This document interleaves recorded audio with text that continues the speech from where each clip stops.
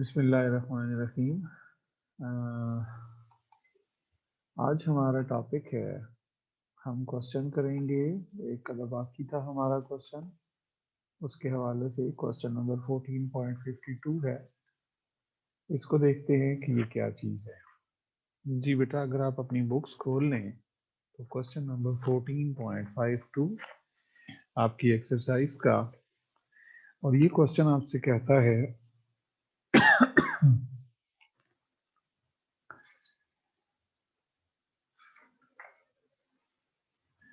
A population consists of 5 observations, 1, 2, 3, 4, 5. Draw all possible samples of size 2 with replacement. यानी आपके पास एक population है जिसमें एलिमेंट्स हैं 1, 2, 3, 4, 5, और उसमें से आपने सारे पॉसिबल सैंपल्स निकालने हैं साइज 2 के विद रिप्लेसमेंट। फिर वो कहता है find the mean of sampling distribution of variances, यानी मीन फाइंड करना है किसका? सैम्पलिंग डिस्ट्रीब्यूशन ऑफ वेरिएंसेस का। यानी अब हमने सैम्पलिंग डिस्ट्रीब्यूशन किसकी बनानी है? वेरिएंस की। और फिर वो कहता है compare it with the variance of the population.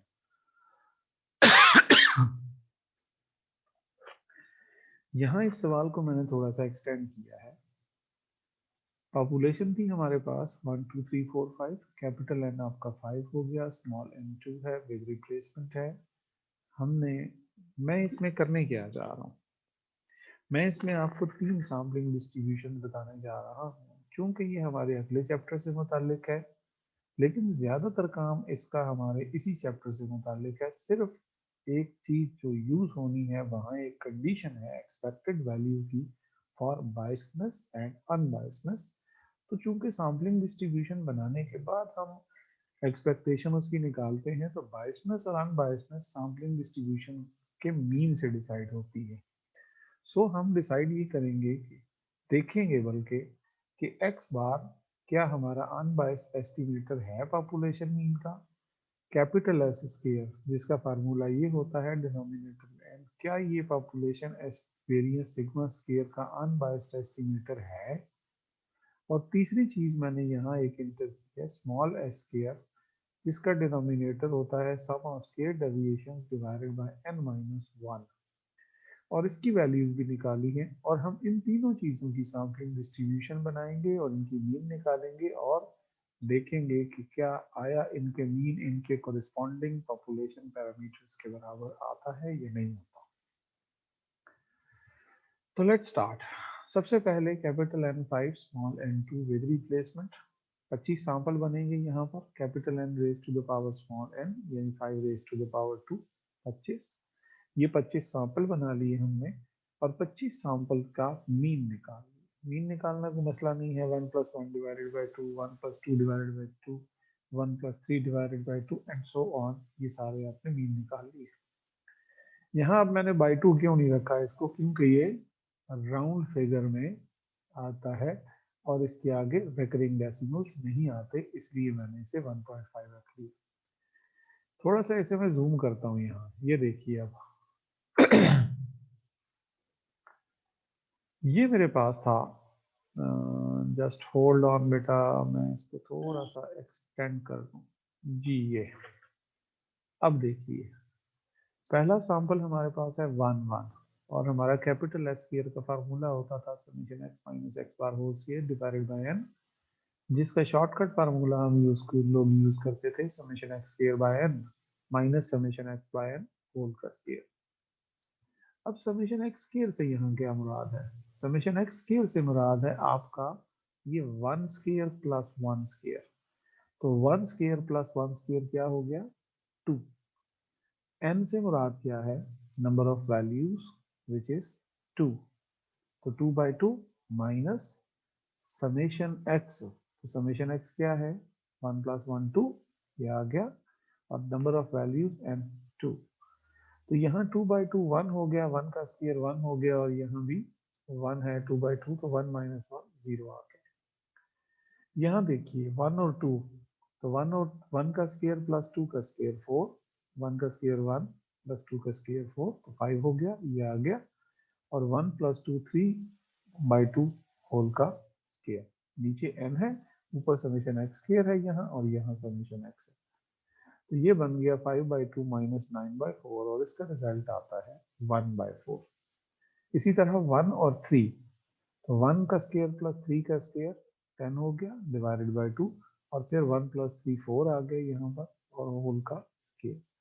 10/2 5 होता है, 4/2 2 होता है, 2 का स्क्वायर 4 होता है। इसका जवाब आ गया 1 और 4 का स्क्वायर दोनों के, तो 1 जमा 16 17 हो जाएगा डिवाइडेड बाय 2। उसके बाद 5/2 स्क्वायर, तो ये 17/2 मनफी 25/4 बनेगा।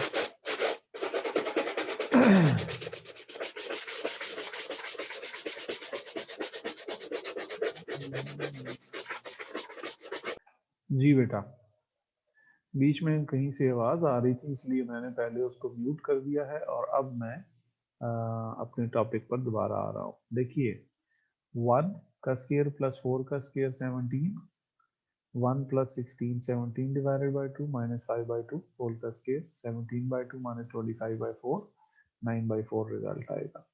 1 का स्क्वायर प्लस 5 का स्क्वायर 1 प्लस 25 तो 26 हो जाएगा 26/2। इसी तरह 5 प्लस 1 6 6/2 होल का स्क्वायर, तो ये जवाब आता है 13। ये आएगा 3 3 का स्क्वायर 9, जवाब आएगा 4। तो हमने इस तरीके से ये सारे कैपिटल एस स्क्वायर फाइंड कर लेने हैं, ये पूरा कॉलम। ये कैसे आता है, ये मैंने 5 वैल्यूज आपको यहाँ निकाल कर बता दी है। सबसे आसान तरीका बता देता हूँ, दोबारा सुन लीजिए। देखिए 1 1, इसमें तो वेरिएशन है ही नहीं, इसका आंसर 0 आना है। फिर 1 2 का आपने निकाल लिया, ये आगे चलते हैं तो 2 1 का वही होगा जो 1 2 का था। ठीक है, 2 1 का वही होगा जो 1 2 का था। शर्त यह है कि 1 2 ठीक निकाला हो, पहले ये देख लेना। तो 2 2 फिर वेरिएशन नहीं है, इसका आंसर 0 आएगा। अब 2 3 निकालेंगे, 2 4 निकालेंगे, 2 5 निकालेंगे, 3 निकालने हैं यहाँ। आगे चलेंगे आप तो देखिए 3 1 का वही होगा जो 1 3 का था। फिर 3 2 का वही होगा जो 2 3 का था। फिर 3 3 का आंसर 0 आएगा। फिर आपने यहाँ 2 निकालने हैं, एंड सो ऑन, इसी तरह आप चलते जाएंगे। फिर यहाँ आ जाइए जरा, स्मॉल स्क्वायर हम कैसे फाइंड करते हैं, इसको जरा गौर से देखिए बेटा। स्मॉल स्क्वायर आपका फार्मूला होता है अनबायस्ड सैंपल वेरिएंस कहलाता है ये। Summation x minus x bar whole square divided by n minus 1। और इसे अनबायस्ड क्यों कहते हैं, यही चीज हम यहाँ प्रूव करने जा रहे हैं। देखिए, यहाँ अगर n होता था और यहाँ n माइनस 1 है, तो यहाँ से अगर इस फार्मूले में से मैं ये वाला n जो था बाहर बाहर कॉमन निकाल लूँ, तो फिर क्या बचेगा पीछे। अगर मैं यहाँ से n बाहर कॉमन निकाल लूँ, तो यहाँ एक दफा n है और यहाँ n का स्क्वायर है, तो अंदर क्या बचता है, समेशन एक्स स्क्वायर। इसके नीचे से n निकल गया, यहाँ से एक n निकल गया, तो समेशन एक्स होल का स्क्वायर। तो ये जो ऊपर वाली स्क्वायर डेविएशन का सम है, ये एक्चुअली इसके इक्वल बनता है summation x square minus summation x whole square divided by n। और ये n माइनस 1 जो है, मैंने कहा कॉमन निकाल लो यहाँ से, तो उस n की जगह पर हमने ये वाला n माइनस 1 लगा दिया। अब जरा उसी तरह समेशन एक्स स्क्वायर और समेशन एक्स की वैल्यूज पुट करते जाएं यहाँ पर।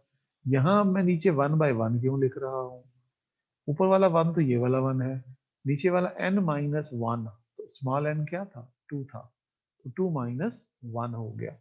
हर जगह 1 1 1 1 आएगा, इसलिए मैंने साथ लिखा है ताकि आप इसको याद रखें कि ये लिखना है। समेशन एक्स स्क्वायर 1 का स्क्वायर प्लस 1 का स्क्वायर 2, और फिर 2 का स्क्वायर डिवाइडेड बाय 2, तो ये 0 आएगा। इसी तरह 1 और 2 का स्क्वायर दोनों को ऐड करेंगे, रिजल्ट आएगा 5, और फिर 1 प्लस 2 3 होल का स्क्वायर डिवाइडेड बाय 9। तो इसका जवाब क्या आता है, 3 का स्क्वायर हो गया 9 9/2, तो 5 माइनस 9/2 जवाब आएगा 1/2। इसी तरह ये 10 माइनस 4 का स्क्वायर बाय 2 जवाब आएगा 4। 17 minus 5 whole square divided by 2 जवाब आएगा 9/2।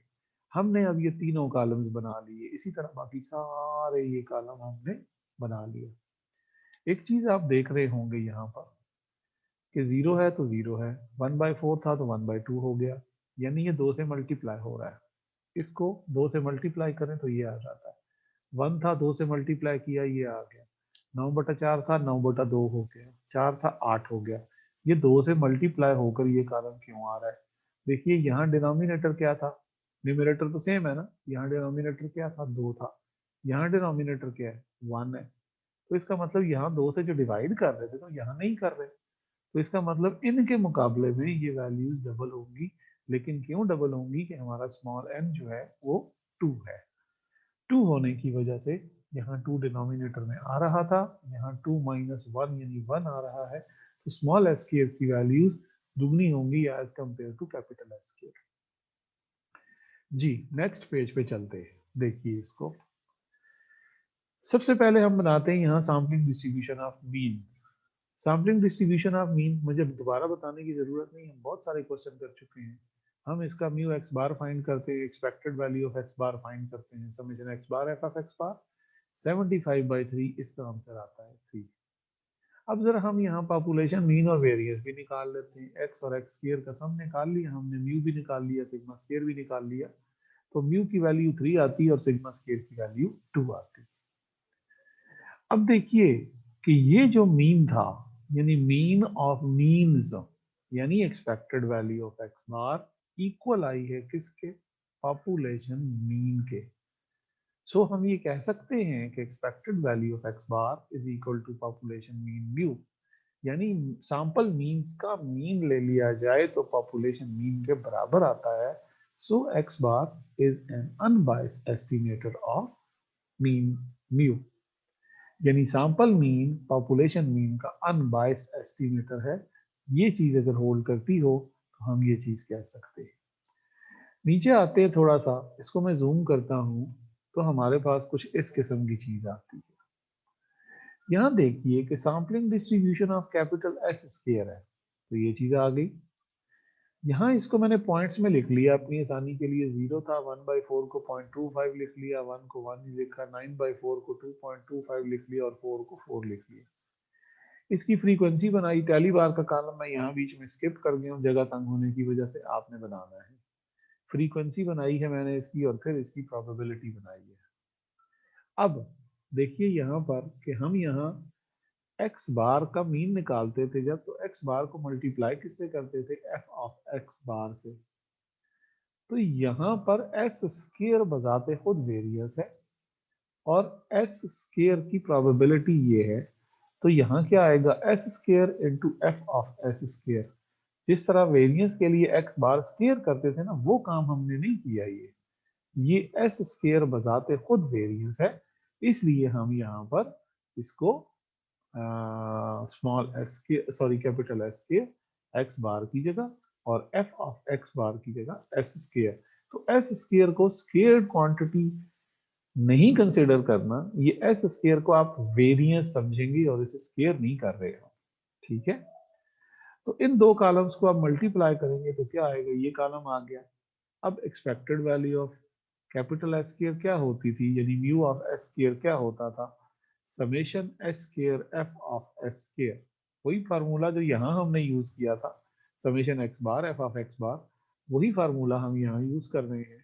तो ये रिजल्ट आता है इसका 25/25 यानी 1। अब जरा गौर कीजिए, ये थे सैंपल वेरिएंसेस, ये वाले, ये 25 वैल्यूज। ये 25 वैल्यूज का जब हमने मीन निकाला है, यानी mu of capital S square निकाला है, तो वो पॉपुलेशन वेरिएंस यानी 2 के बराबर नहीं आया। यानी mu of capital S square यानी mean of capital S square और expected value of capital x S square is 1, while variance of the population, that is sigma square, is 2. So we can say that so capital S square summation x minus x bar whole square by n is a biased estimator of sigma square। जब किसी sample statistic की mean value यानी expected value उसी के corresponding population parameter के बराबर आ जाए, तो हम ये कहते हैं कि वो सैंपल एस्टिमेटर जो है, जिस सैंपल की एस स्क्वायर जो था यहाँ पर अगर कोई सैंपल एस्टिमेटर है और वो एक्सपेक्टेशन उसकी पॉपुलेशन कोरिस्पॉन्डिंग पॉपुलेशन पैरामीटर के इक्वल आ जाती है तो हम उसे अनबायस्ड कहते हैं। और अगर वो पॉपुलेशन कोरिस्पॉन्डिंग पॉपुलेशन पैरामीटर के बराबर नहीं आती तो हम उसे कहते हैं कि वो नहीं आती तो बायस्ड होता है, आती है इक्वल तो अनबायस्ड होता है। इसी तरह अब हम चलते हैं स्मॉल स्केयर की सैंपलिंग डिस्ट्रीब्यूशन की जाने। ये आपके सामने नजर आ रही है। स्मॉल स्केयर की वैल्यूज मैंने लिख ली सारी की सारी, फिर उनकी फ्रीक्वेंसीज लिख ली कि फ्रीक्वेंसीज वही आएंगी जो यहाँ की आई थी, क्योंकि वैल्यूज फर्क नहीं आता, सिर्फ डबल होती है। ये वैल्यूज जब हमने निकाली, यानी mu of small square that is expected value of small square that is summation S square into F of S square that is 50/25 that is 2। अब अगर आप गौर करें तो ये मीन ऑफ सैंपल वेरिएंसेस था, मीन ऑफ सैंपल वेरिएंसेस था, और ये आया है पॉपुलेशन वेरिएंस के equal. So as expected value of small s square is equal to sigma square, so small s square that is summation x minus x bar whole square by n minus 1 is an unbiased estimator of sigma square। तो यहाँ biasness और unbiasedness का जो concept है वो अगले chapter से है, लेकिन ये काम हमने सारा चूंकि इसी चैप्टर के हवाले से करना होता है, सिर्फ ये आखिरी लाइन जो है ये अगले चैप्टर की है, इसलिए मैंने मुनासिब समझा कि मैं यही तीन चीजें आपको यहीं पर करवा दूं। आगे जाके दोबारा करने से बेहतर है कि हम यही चीज यहाँ पर कर लें। जी, अब हम आगे चलते हैं थोड़ा सा। यहाँ हमारे ये क्वेश्चन जो हैं खत्म हो जाते हैं और हम जरा पीछे उन क्वेश्चंस की जानिब चलते हैं जो हम छोड़ के आए थे, यानी सैम्पलिंग डिस्ट्रीब्यूशन ऑफ मीन से पहले हमने कुछ टॉपिक इस चैप्टर के छोड़ दिए थे। और वो टॉपिक क्या थे? वो टॉपिक बहुत सारे टॉपिक थे। मैंने आपको प्रोबेबिलिटी सैम्पलिंग जब बताई थी तो उसके अंदर सैम्पलिंग सॉरी प्रोबेबिलिटी सैम्पलिंग के अंदर मैंने आपको दो तीन टेक्निक्स के नाम बताए थे, यानी सिंपल रैंडम सैम्पलिंग मैंने आपको बताया था, फिर मैंने आपको बताया था कि वहाँ स्ट्रेटिफाइड रैंडम सैम्पलिंग भी होती है, और फिर मैंने आपको बताया था कि सिस्टमैटिक सैम्पलिंग भी होती है। तो वो चूंकि हमारे सिलेबस का हिस्सा है, आप इस तरह करें कि अपनी बुक का पेज नंबर 9 निकाल लीजिए। बुक का पेज नंबर 9 ये हमें क्या कहता है? बुक का पेज नंबर 9, या ठहर जाओ मैं आपको ये भेजता हूँ, जस्ट होल्ड ऑन। अगर आपके पास नहीं है तो, अगर आपके पास नहीं है तो मैं भेजता हूँ आपको, ठहर जाइए।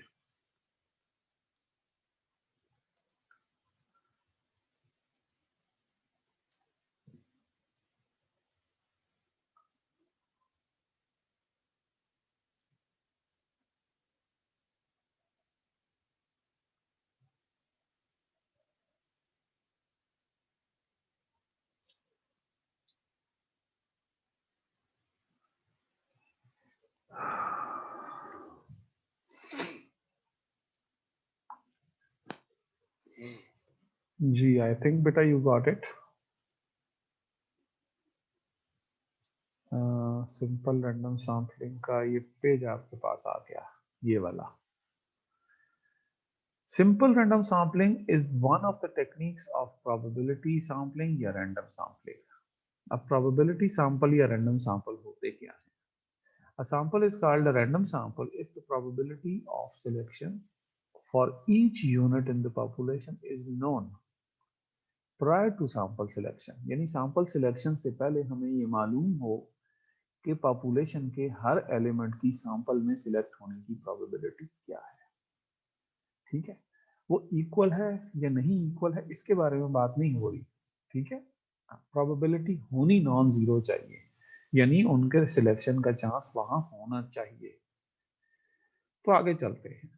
अब सिंपल रैंडम सैम्पलिंग क्या चीज है उसके अंदर? अच्छा, यहाँ देख लो, the important kinds of important kind of random samples with which differ in the manner in which the sampling units are selected are discussed in the subsections that follow. वही बात आ गई, सिंपल रैंडम सैंपल क्या होता है ये? A sample is defined to be a simple random sample if it is selected in such a manner that, अब यहाँ दो कंडीशंस पूरी होंगी तो वो सिंपल रैंडम सैंपल कहलाएगा। पहली चीज, each unit in the population has an equal probability of being included in the sample, यानी पॉपुलेशन के अंदर जितने एलिमेंट्स मौजूद हैं उनमें से हर एलिमेंट की सैंपल में सिलेक्ट होने की प्रोबेबिलिटी बराबर होनी चाहिए। दूसरी बात, पहली बात तो ये, दूसरी बात ये है, each possible sample of the same size has an equal probability of being the selected sample, sorry being the sample selected. अब यहाँ जिस तरह हम बात करके आए हैं कि G N C N sample बनते हैं और एन की पावर एन सैंपल बनते हैं, तो मसलन हमने एक साइज 100 लोग हैं और उसमें से हमने 10 लोग सिलेक्ट करने हैं, तो विदाउट रिप्लेसमेंट सिलेक्ट करने हैं। Capital N C small, sorry small N हो जाएगा, यानी 100 सी 10 हो जाएगा।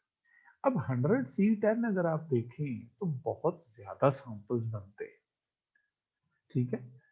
तो हम उन 100 लोगों पे क्यों ना काम कर लेते, पूरी पॉपुलेशन पे ही रिजल्ट आ जाता, हमें सैंपल निकालने की क्या जरूरत है?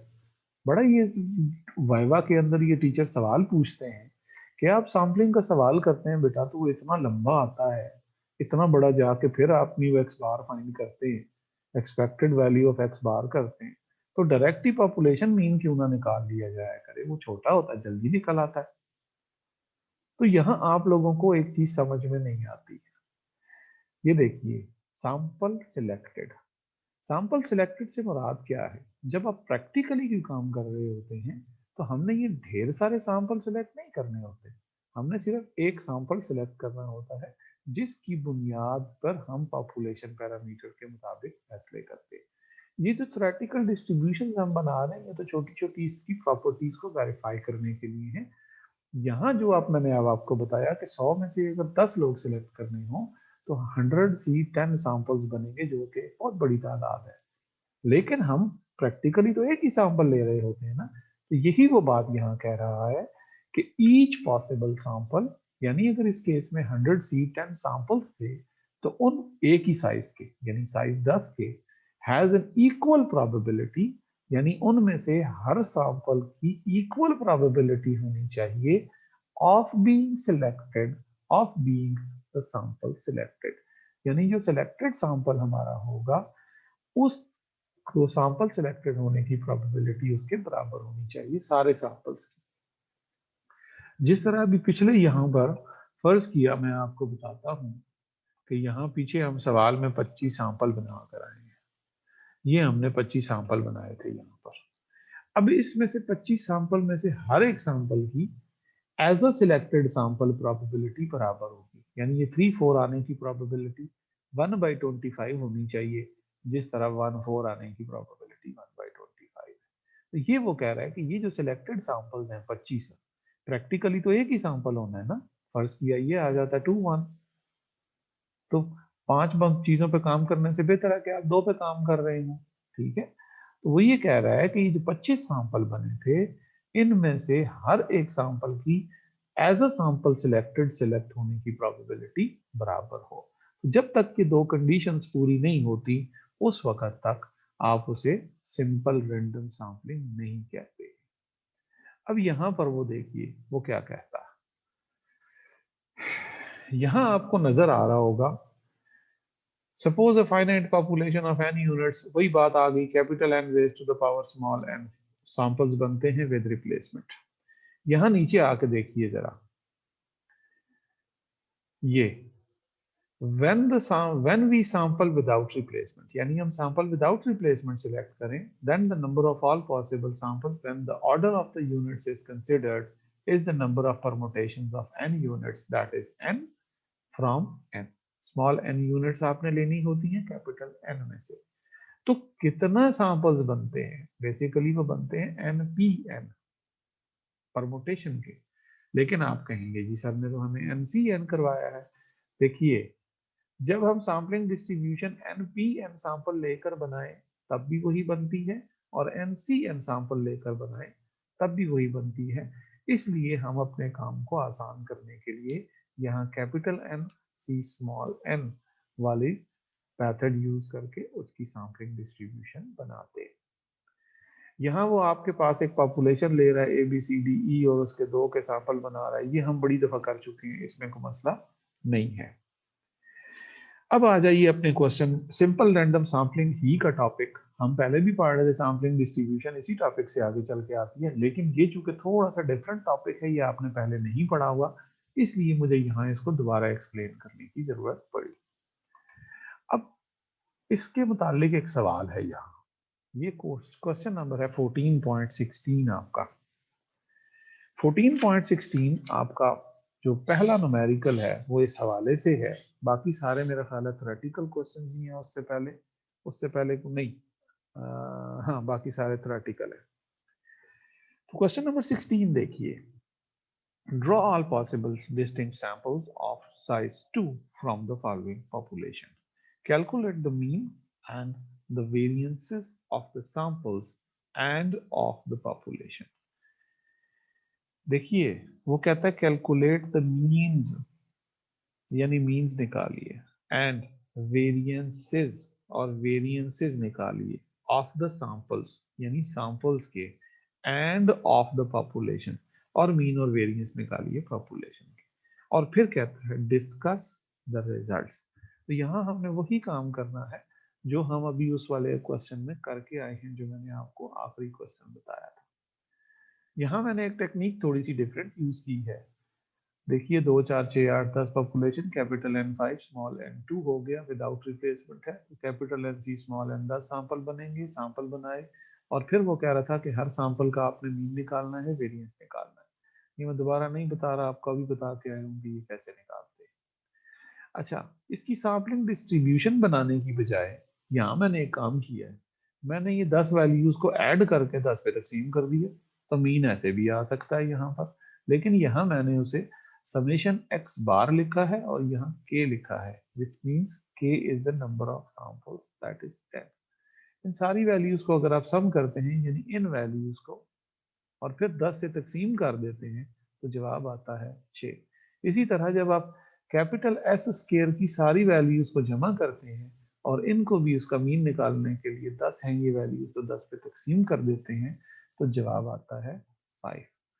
अब पॉपुलेशन मीन और वेरिएंस हम फाइंड करते हैं। यहाँ ये देखिए म्यू यानी पॉपुलेशन का मीन क्या निकलेगा, summation x by capital N, इनको जमा किया 6 आया। अब जरा गौर फरमाइए यहाँ पर कि मीन, सैंपल मीन्स का मीन जो हमने निकाला था, यानी मीन म्यू एक्स बार 6 आता है, और पॉपुलेशन का मीन भी 6 आता है, तो ये चीज हमारी होल्ड करती है कि म्यू एक्स बार जो है वो म्यू के इक्वल है।